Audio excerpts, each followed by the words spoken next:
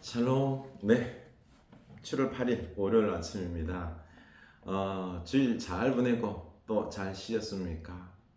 네, 어제 우리 선교 사명주일 참 귀한 은혜의 시간들이었습니다.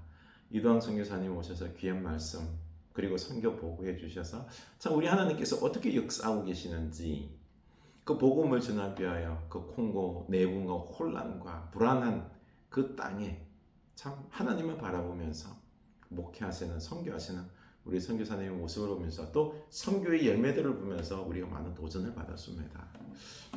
그 가운데 그 우리 은진쌤님 대전에서부터 이 1시간 예배하기 위하여 그 바쁜데 시간을 냈어요. 사실 은진쌤이랑 특성을 하나 하려고 했거든요. 위로의 찬양. 근데 제가 미리 좀 말씀 이렇게 이야기를 했어야 되는데 못했어요. 네, 그래서 보니까 은진쌤도 많이 연습을 했던데 참 아쉬웠어요. 그래, 우리 다음에 또 미리 이 공지하고 해서 우리 준비해서 귀한 특성도 하고 은혜의 시간들 가졌으면 좋겠습니다. 감사합니다. 전선아 집사님, 그 딸 혜미 자매가 수술하고 참 아파요. 얼마나 아파요, 그죠? 수술하고 나면. 근데 이제 돌보고 하는 그 과정 속에서 또 예배하기 위해 잠시 왔다가 또 다시 딸에게 돌아가서 손주 돌보는 그 모습 보면서 참 기뻤습니다. 네, 회복의 은혜를 위하여 우리가 많이 기도해 줄 수 있기를 원합니다. 그렇습니다. 우리가 좀 사명을 회복했으면 좋겠습니다. 그쵸? 어제 또 생각지도 못하게 목사님, 선교사님들도 오시고 전사님 오시고 또 이렇게 많이 오셔서 함께 은혜 시간 되었잖아. 하나님의 그 역사들 있죠. 하나님이 하시는 일들, 그런 사명들, 그 선교의 역사와 열매들, 그거 보면서 우리 은혜 받는 거예요. 어떻게 살아가야 될지 우리가 비전을 또 사명의 열정들을 다시 보는 거죠. 회복하는 거죠. 그렇죠? 그래, 우리 사명의 사람이 됩시다. 선교, 복음, 하나님 나라의 그 사명의 열정을 가지고 우리가 살아갈 때 세상이 우리를 감당하지 못합니다. 놀라운 역사들을 우리가 감당하게 될 줄로 믿습니다. 아멘. 네, 사명을 회복합시다. 오늘 예레미야 30장입니다. 1절에서 11절. 예레미야 30장 1절에서 11절. 여호와께로부터 말씀이 예레미야에게 임하여 이르시니라. 이스라엘 하나님 여호와께서 이와 같이 말씀하여 이르시기를 내가 내게 일러준 모든 말을 책에 기록하라. 여호와의 말씀이니라. 보라, 내가 내 백성 이스라엘과 유다의 포로를 돌아가게 할 날이 오리니 내가 그들을 그 조상들에게 준 땅으로 돌아오게 할 것이니 그들이 그 땅을 차지하리라. 여호와께서 말씀하시니라. 아멘. 지금 하나님은 예레미야에게 하나님의 말씀을 기록하라는 거예요. 뭘요? 너희들이 돌아오게 될 것이다. 하나님께서 약속하여 준 조상들에게 준 땅, 지금 이 땅에 가나안 땅으로 돌아오게 될 것이다. 이거를 기록하는 것입니다. 포로지에서 포로로 그냥 사는 게 아니라 다시 돌아오게 될 것이다 라는 거죠. 이걸 기록하는 거예요. 책에 기록해 두라는 거예요. 왜요? 지금 예레미야가 이 하나님의 말씀을 전하는 거예요. 너희들 포로로 끌려갈 것이다. 하나님의 심판이다. 또 지금 일부는 포로로 끌려갔어요. 성전 기물도 빼앗겼어요. 그런데 거짓 예언자가 말해요. 아니야. 2년 후되면은 포로에서 돌아올 거야.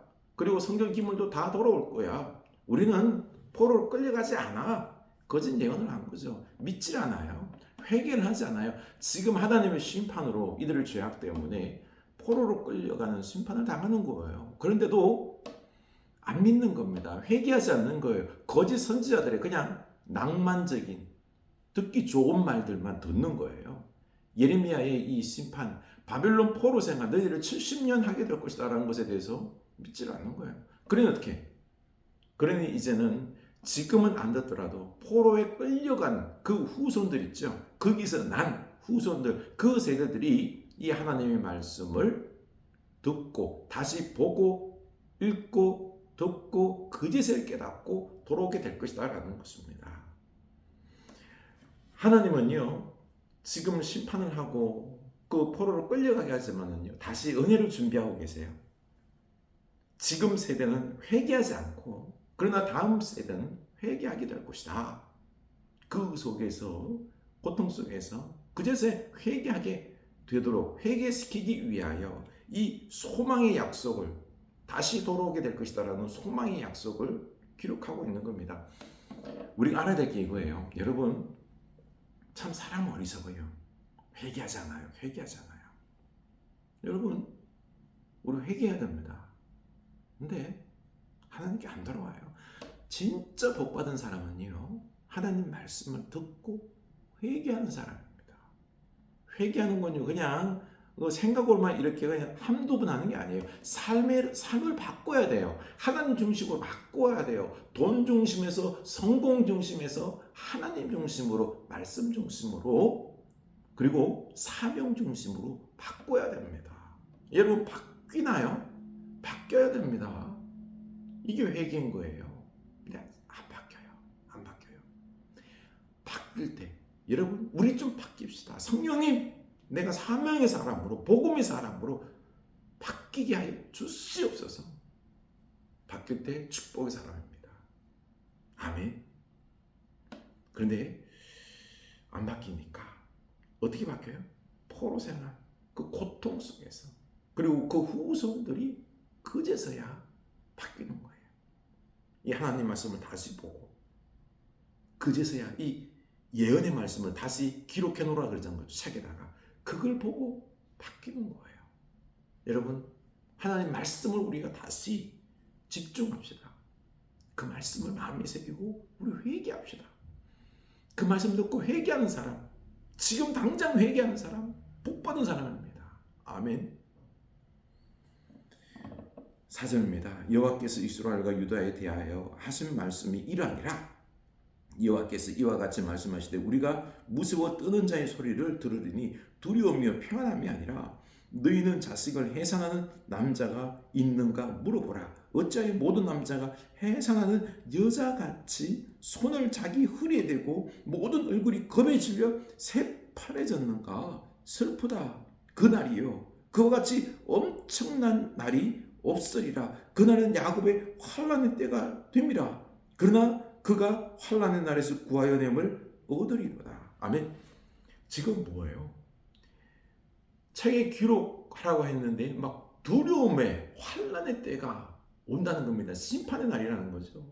그 심판의 날을 통하여서 유다가 심판을 당하고 죽고 바벨론으로 포로로 끌려갈 것이다라는 것입니다. 그 심판의 날 때에 남자는요 해산하지 않잖아요. 그런데 남자들이 막 해산하는 그 고통처럼 두려워 떨고 있는 모습, 그 심판의 때가 그런 두려움의 때라는 거죠.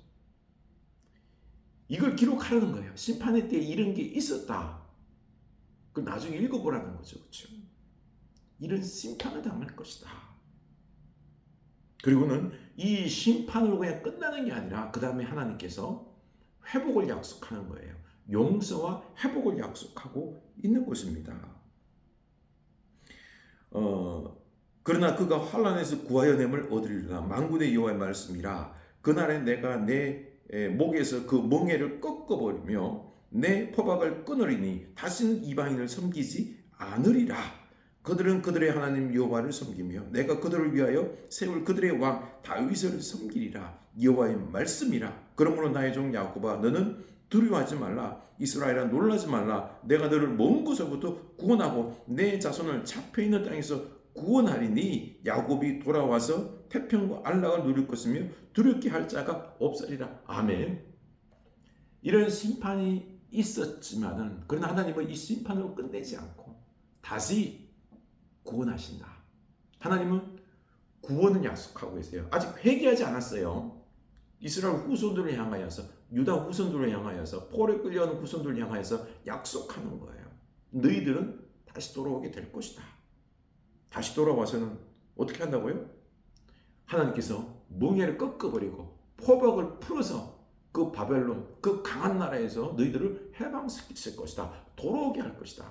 그리고 돌아와서는 다윗 왕과 같이 왕을 섬길 것이며 그리고 태평한 그 축복의 날들을 이제는 맞이할 것이다. 누릴 것이다. 이것에 대해서 약속하고 있는 것입니다.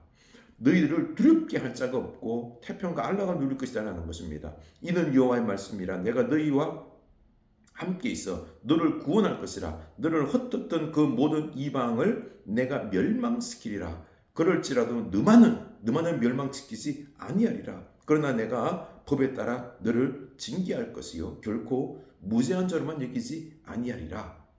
이제 너희들 돌아오게 할 것이고, 그리고 너희들을 핍박하고 고통스럽게 했던 그 이방 나라들을 내가 징계할 것이다. 그들을 내가 멸망시킬 것이다. 그러나 너만은 멸망시키지 않을 것이다. 돌아오게 할 것이다. 라고 약속하고 있는 것입니다. 유다를 고통스럽게 한 나라 바벨론은 하나님 멸망시킵니다. 그 나라들은, 이방 나라들은 다 멸망시키지만은요, 유다만은 멸망시키지 않고 돌아오게 할 것이다.